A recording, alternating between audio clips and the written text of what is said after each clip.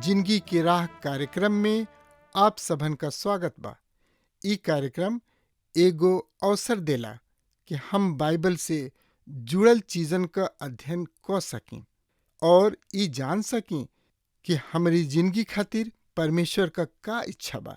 यही उद्देश्य के साथे हम ई कार्यक्रम आप सबन खातिर प्रस्तुत करतनी। कृपा करके देखी सुनी ताकि परमेश्वर आपकी जिंदगी का मार्गदर्शक ठहरे। वचन अध्ययन से पहले सुनी एगो सुंदर आत्मिक गीत। प्रभु खातिर बदला विचार हो, छोड़ दुनिया जहनवा। प्रभु खातिर बदला विचार हो, छोड़ दुनिया जहनवा। प्रभु खातिर बदला विचार हो, छोड़ दुनिया जहनवा।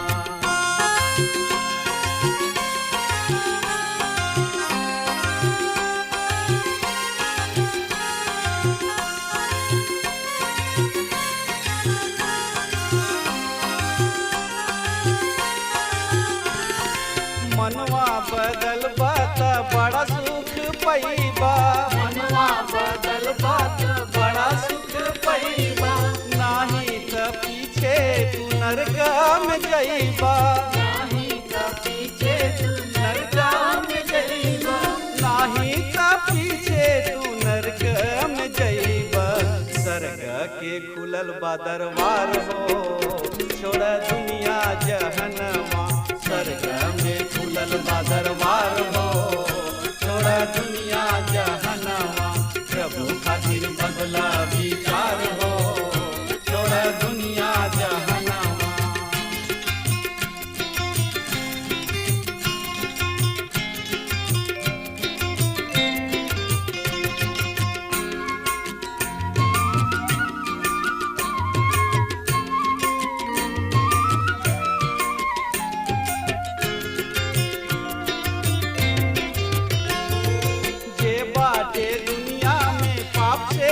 भरल जे बाटे दुनिया में पाप से भरल। बिन यीशु नाम के केहू न तरल। बिन यीशु नाम के केहू न तरल। बिन यीशु नाम के केहू न तरल। यीशु नाम से बाटे उद्धार हो, छोड़ दुनिया जहनवा। यीशु नाम से बाटे उद्धार हो, छोड़ दुनिया जहनवा। प्रभु खातिर बदला विचार हो, छोड़ दुनिया जहनवा।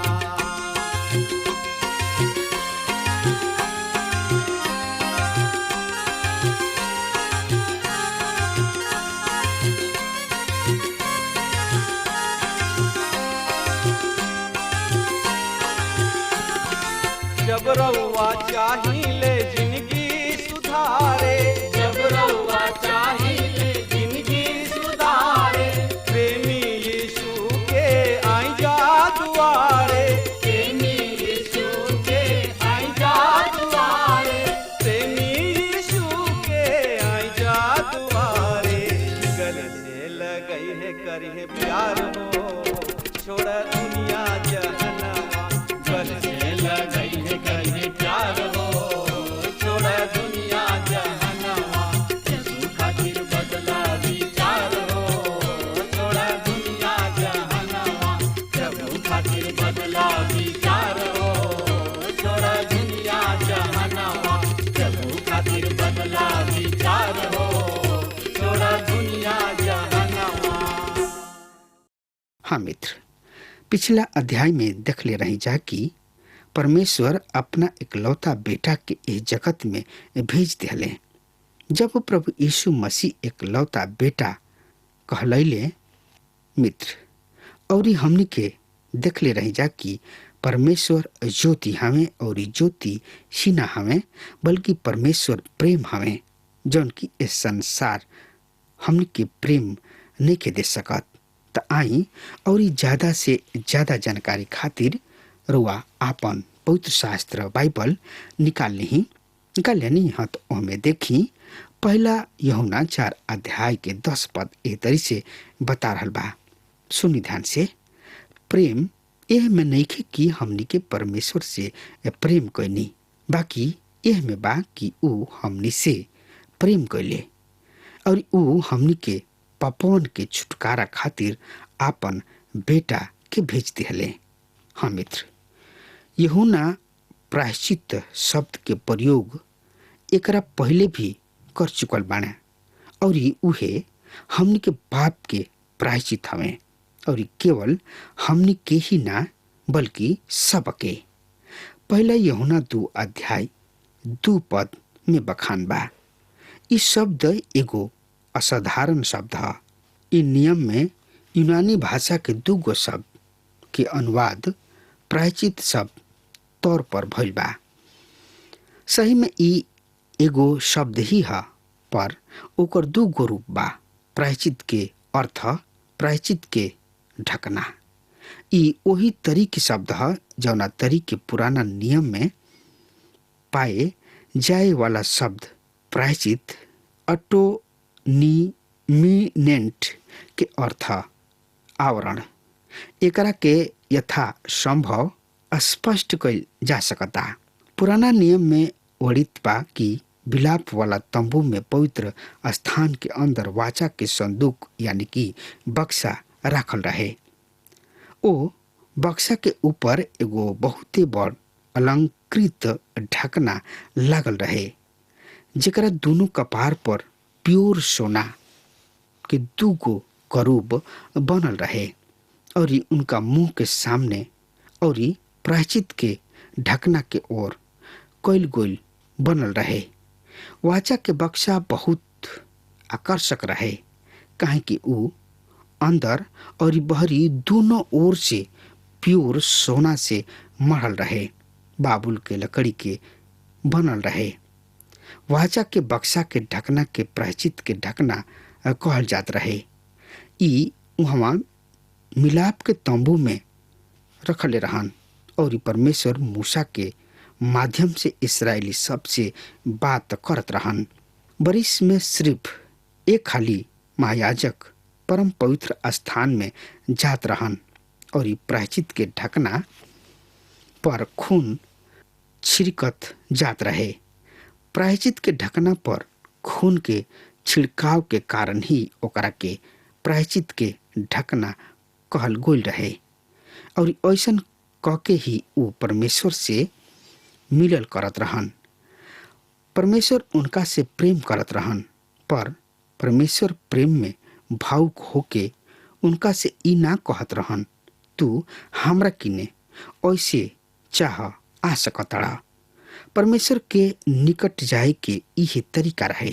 प्रायश्चित के दिन महायाजक पवित्र स्थान में जात रहन और प्रायश्चित के ढकना पर खून के छिड़काव करत रहन।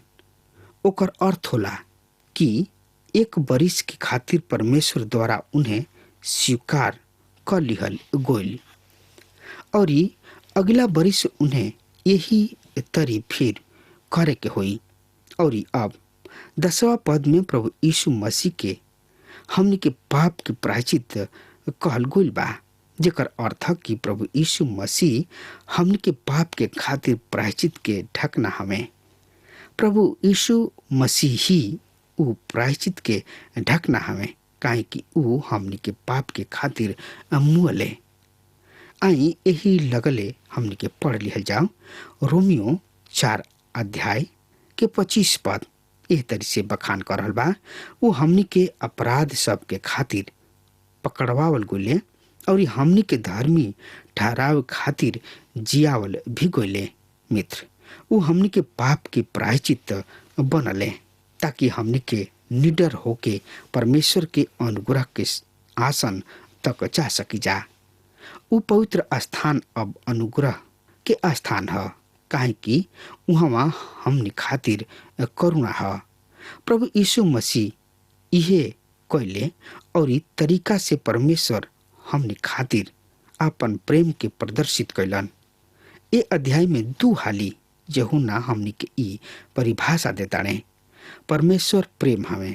एक हाली 8वां पद में और फिर 16वां पद में। ई एगो बहुते अद्भुत बात बा, पर हम चाहब कि रुआ एकरा पर ध्यान दिही। रुआ इहो नहीं कह सकत कि परमेश्वर करुणा हमें। रुआ कह सकतानी कि परमेश्वर न्याय हमें। रुआ कह सकतानी कि परमेश्वर पवित्र हमें, काहे कि इहे परमेश्वर ज्योति हमें का अर्थ बा। मगर रुआ ई भी कह सकतानी कि परमेश्वर प्रेम हमें। जौन कुछ भी होके हम ई कहे चाह कि परमेश्वर हमनी के प्रेम के द्वारा ना बचौले, उ हमनी से प्रेम करलन, पर उ सड़क के पिछला दरवाजा से रात के अंधेरा में हमनी के ओह में प्रवेश नहीं कर सकत, काहे कि उ हमनी से प्रेम करलन। परमेश्वर सड़क के कुंडी खोल के प्रवेश द्वार से प्रवेश नेखन करा सकत। परमेश्वर ऐसन नेखन कर सकत और परमेश्वर ऐसा ना करी हैं, काहे कि उ एगो पवित्र और धर्मी परमेश्वर हमें। मित्र, आज हमनी के सब दुनिया में न्यायिक काम के निष्पादन में होखे वाला छल कपट के देख चुकल बानी जा। उनका परिणाम स्वरूप न्यायाधीश एवं अन्य प्रशासनिक अधिकारी मृत्यु दंड के हटा देवे चाहलन। काहे? कहे कि उ जानत रहन कि अगर कोनो आदमी पैसा और प्रभाव रखत आने तो उनकर जिंदगी ना लिखल जाई, पर एगो निर्धन आपन निर्धारित राजा से बच ना पावला। सबसे दुखद बात तो ई बाकी आज हमनी के ई समझे लागल बानी जा कि न्याय के खरीदल जा सकता। परमेश्वर रुआ से प्रेम करेलेन, पर एकरा बावजूद उ रुआ के प्रेम के द्वारा ना बचावलन और उ प्रेम के द्वारा निखन बचा सकत। परमेश्वर पाप के एगो तथ्य होके के संबंध में कुछ करे के रहे, काहे कि उ पवित्र और धर्मी हवे और जौन कुछ उ करलन उ सही होला। अतः परमेश्वर अपना बेटा के हमरा और रउआ खातिर क्रूस पर मरे खातिर दे दिहले, ताकि हमनी के पाप के दंड भरल जा सके। हाँ श्रोता मित्र भाई बहन, ई केवल एह आधार पर कि एगो पवित्र परमेश्वर हमनी के बचा सकताणे। प्रभु यीशु मसीह हमनी के प्रायश्चित हमें, यानी कि प्रायश्चित के ढकना हमें, जहाँ परमेश्वर अपना प्रेम के प्रदर्शित करताणे। यूहन्ना रचित समाचार 3 अध्याय के 16 पद एह तरी से बता रहल बा, परमेश्वर जगत से ऐसन प्रेम कैले कि उ अपन एकलौता बेटा दे दिहले, ताकि जे केहू उनका पर विश्वास करी नाश न होई, पर अनंत जिंदगी के पाई। हाँ प्रिय श्रोता मित्र भाई बहन, प्रेम एह में नइखे कि हमनी के परमेश्वर से प्रेम कोई नहीं हजा। उनका से पहले प्रेम हमनी के ना कोई नहीं हजा। परमेश्वर अपना बेटा के एह खातिर ना दिहले कि हमनी के बहुते आकर्षक रह जा, सुंदर बानी जा, शुभेख बानी जा, हमनी के बहुते बढ़िया बानी जा। अतः हमनी के उनका से कुछ करे के वादा कोले बानी जा। परमेश्वर हमनी से तब प्रेम कैलन जब हमनी के पापी ही रह जा। हमरा और रउआ के ई जाने के बा कि हमनी के आज पापी हैं जा। रोमियो 5 अध्याय के 8 पद एह तरी से बखान करता, पर परमेश्वर हमनी पर आपन प्रेम के भलाई एह रीति से प्रकट करलन कि जब हमनी के पापी ही रह जाए तबे मसीह हमनी खातिर मरले। हाँ मित्र, परमेश्वर हमनी खातिर ई ओ समय कहलन और परमेश्वर हमनी से ओ समय प्रेम कैलन। ऊ हमनी खातिर एगो जिंदगी के राह बनौले। प्रभु यीशु मसीह कहले यूहन्ना रचित सुसमाचार 14 अध्याय के 6 पद में, प्रभु यीशु उनका से कहले, मार्ग, सत्य और जिंदगी हम ही हई। बिना हमरा द्वारा पिता के पास केहू नहीं के पहुंच सकत। हाँ श्रोता मित्र भाई बहन, या तो रुआ के ए राह से आवे के बा या नहीं आवे के। इस सोचल मूर्खता हुई कि चूंकि परमेश्वर प्रेम हमें सब बात सही तरीका से कार्य नियुक्त हो जाई और हर केहू सड़क चल जाई। एह तरी कार्य नियुक्त होके जा रहल बा कि नाश होखे वाला अनंत काल के खातिर नाश कइल जाई और बचा लिहल गोइल अनंत काल के खातिर बचा लिहल जाई। यह कारण है कि सब चीज सही तरीका से कार्य नियुक्त कइल जाई। कार्य वह खातिर भी ऐसा होके जा रहल बा। अगर वह परमेश्वर के राह से आइल बानी तो ऐसा जरूर होई। यह सर्वा अधिक महत्वपूर्ण बा। पहले यूहन्ना 4 अध्याय के 11 पद एह तरी से बतावता, हे प्रिय लोग, जब परमेश्वर हमनी से ऐसा प्रेम कैलन तो हमनी के भी आपस में प्रेम रखे के चाहिए। हाँ श्रोता मित्र भाई बहन, परमेश्वर हमनी के प्रति अपना प्रेम के प्रदर्शित कैले बने और हमरा और रउआ के ऐसा ही प्रेम करे के बा। यूहन्ना कहताने, प्रिय लोग, जब परमेश्वर हमनी से ऐसा प्रेम कैलन। ई पद हमनी के आपस 10वां अध्याय में ले जाता। परमेश्वर हमनी से ऐसा प्रेम कैलन कि वो अपना बेटा के हमनी के पाप के प्रायश्चित के तौर पर दे दिले। अगर हमनी के उनका से प्रेम करी जा जे हमनी से प्रेम करेलन, या उन्हें प्रेम करे के कोनो स्वार्थपूर्ण उद्देश्य होखे त ऐसा प्रेम के का मूल रह जाई। प्रभु यीशु मसीह कहले मत्ती रचित सुसमाचार 5 अध्याय के 46 में, काहे कि यदि तू अपना प्रेम में राखे वाला से ही प्रेम रखत तोहरा खातिर का फल होई। हाँ मित्र, तो हमनी के भी आपस में प्रेम रखे के चाहिए। यूहन्ना यहाँ चाही शब्द के प्रयोग करताणे। एह चाही से एगो कर्तव्य बोध होला और इहे यूहन्ना कहे चाहताणे। प्रभु यीशु मसीह कहले यूहन्ना रचित सुसमाचार 14 अध्याय के 15 में, अगर वह सही में उनका से प्रेम राखतानी तो उनका आज्ञा सबके मानी। यूहन्ना रचित सुसमाचार 15 अध्याय के 12। एकरा बारे में का रुआ ई सोचतानी कि रुआ मसीही सबसे नफरत करत भी परमेश्वर से प्रेम कर सकतानी। हम ई स्पष्ट रूप से कहे चाहतानी कि अगर रुआ अपना जिंदगी में ई प्रदर्शित नहीं कर सकत कि रुआ विश्वासी भाई बहन सबसे प्रेम करीना, तो रुआ परमेश्वर के संतान हई या ना, ये पर प्रश्न चिन्ह लग जाई। यहाँ हम कौनो विश्वासी के पीठ थपथपावे या उन्हें भाई कह के पुकारे या कलिसिया में मीठा व्यवहार करे के बात नहीं कर रहल। पर का रुआ दूसरा विश्वासी सबसे रिश्ता प्रकट करीना? का रुआ परमेश्वर के वचन के पालन करे के प्रति गंभीर बानी? प्रभु यीशु मसीह क्रूस पर से भी इहे कहे का कहले त एकरा बारे में जानकारी खातिर रुआ आपन पवित्र शास्त्र बाइबल निकाल ली और उनमें देखी लूका रचित सुसमाचार 23 अध्याय 24 पद। तब प्रभु यीशु मसीह कहले, हे पिता, इन्हें क्षमा कर, काहे कि ई नइखे लोग जानत कि का कर रहल बाणे। और ओहन लोग चिट्ठी डाल के उनकर कपड़ा बांट लिहले। हाँ मित्र, कलिसिया के पिछला शहीद स्तफनुस भी असही कहले, का हमनी के आज एह तरीके क्षमा कर सकतानी जा?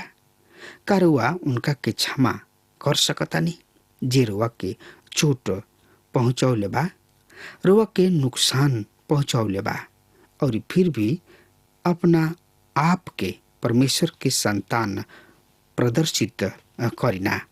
अगर ऊ रुआ परमेश्वर के प्रत्युत्तर ना देले त उनका खातिर भी इहे सवाल बा कि ऊ परमेश्वर के संतान हमें या ना। ई एगो कसौटी है जौना पर हमनी के परखल जाई न जा। यूहन्ना हमनी के एगो आधारभूत सिद्धांत प्रदान करले। का रुआ परमेश्वर से प्रेम करिना? का रुआ दूसरा विश्वासी सबसे प्रेम करिना? पहला यूहन्ना 4 अध्याय के 12 पद ए तरी से बता रहल बा, पर परमेश्वर के कबो केहू ना देखल। यदि हमनी के आपस में प्रेम राखी जा तो परमेश्वर हमनी में बनल रहेलन और उनकर प्रेम हमनी में सिद्ध हो गइल बा। हाँ मित्र, परमेश्वर के केहू कबो ना देखल। कुछ लोग यह वक्तव्य के धर्म ग्रंथ में दिहल गइल उदाहरण सब द्वारा चुनौती दिले। ई सच बा कि आदम रहन और फिर मूसा रहन जौन की परमेश्वर से आमने सामने बात कैलन। यशायाह नबी की किताब 6 अध्याय 1 पद इस तरी से बता रहल बा, जौना बरिस उजिया राजा मोले हम प्रभु के ही ऊंचा सिंहासन देखनी और उनका कपड़ा के घेर से मंदिर भर गइल। हाँ श्रोता मित्र भाई बहन, यहाँ हम पावतानी कि यहेजकेल परमेश्वर के दर्शन पौले और ये परमेश्वर दानियल के सामने प्रकट भइले। और फिर भी यूहन्ना सुसमाचार में कहताने परमेश्वर कि केहू कबो ना देखल। पर यूहन्ना अपना वक्तव्य के यहाँ में नेखन करत।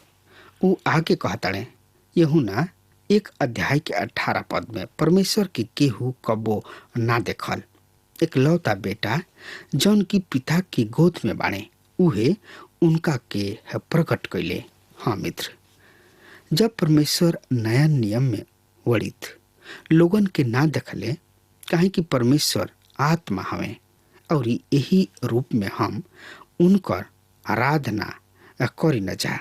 उ लोग दे जौन देखले उसे ए दर्शन परमेश्वर के दर्शन करेलन। ई कि परमेश्वर खुद के ए मनुष्य सब पर कोनो रूप में प्रकट कैलन, पर वो खुद के आपन सब संपूर्णता के साथ प्रदर्शित ना कैलन। ऐसे यूहन्ना प्रभु यीशु मसीह के स्वर्गारोहण के बारे बाद भी अपना पत्री में ई कहताणे। प्रभु यीशु मसीह फिलिप्पुस के कहले, जे हमरा के देखले उ पिता के देखले। यूहन्ना 14 अध्याय 9 पद। मित्र, पर उ उनका के कैसे देखले? उ मनुष्य रूप में एह तरी छिप गइलन कि बहुत से लोग जे उनका के देखले उनका के ना पहचानले। उ वहाँ नासरत में मानव रूप पलले बढ़ले और पोसैले। मनुष्य रूप में एह तरी छिपले कि उ ई ना जानले कि उ परमेश्वर के बेटा हवे। कबो कौनो केहू मनुष्य परमेश्वर के उनका समग्र संपूर्णता में ना देखले। आज भी सत्य बा। हाँ श्रोता मित्र भाई बहन, तो आज रुआ प्रभु यीशु मसीह के अपना जिंदगी के नैया के पतवार बना ली। हाँ मित्र, अब हमार समय खत्म हो रहा बा। तब तक खातिर रुआ हमरा के आज्ञा दी। परमेश्वर रुआ के बहुते बहुते आशीष देस। आमीन। हमके विश्वास बा कि ई कार्यक्रम आप सब खातिर फायदेमंद सिद्ध भइल हुई। अगर आप सबके लगे बाइबल से चाहे आपकी निजी जिंदगी से कोनो सवाल होके चाहे कोनो समस्या खातिर प्रार्थना करावे चाहतनी तो हमारी फोन नंबर पर जरूर संपर्क करें और आज का दिन आप खातिर सुखद बनाएं।